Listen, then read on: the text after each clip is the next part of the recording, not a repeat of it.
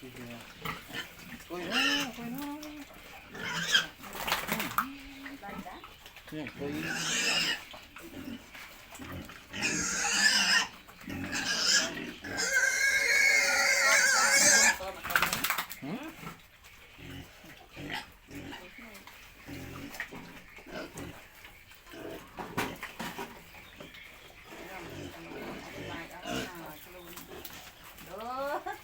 Trường ngày đi nhà má ơi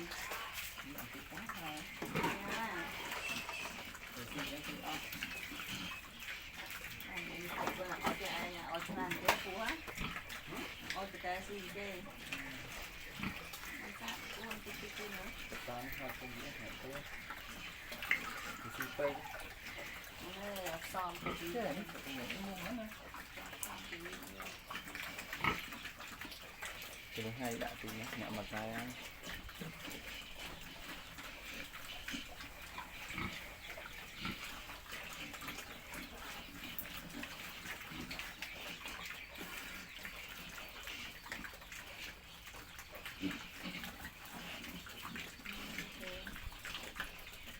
luôn đi cho hơi cài lấy gì lên vợ luôn không Đây, tên đồng nhiên này rồi mình lấy xài được nha. không vô à tên đi nó mới trong Hai vậy trong ơi mê thì ăn. anh gì đấy ngày mong muốn đã Ngon đấy.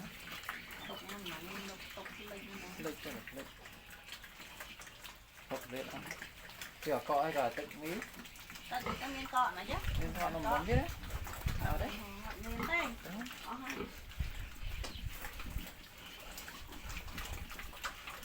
Cái này muốn dây mình vô thì nè mà thoáng nhá.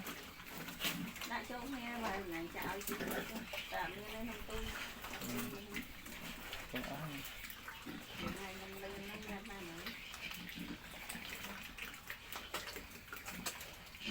nên là tao chào thì bây giờ tí tí nó Nè nè hiện nè. Nó hiện.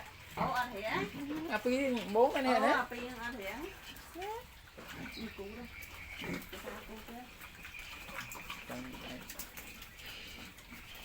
cha ở những thằng cha con ấy Con chơi nha, con mình không chơi chứ. Nó là cố vậy thế đó. nó đi ở từ bó Nè nè, hiện đây.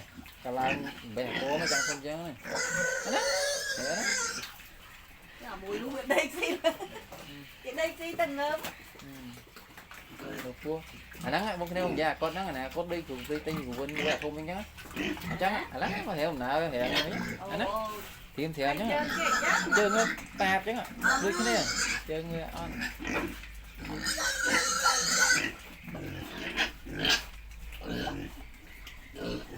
thử mê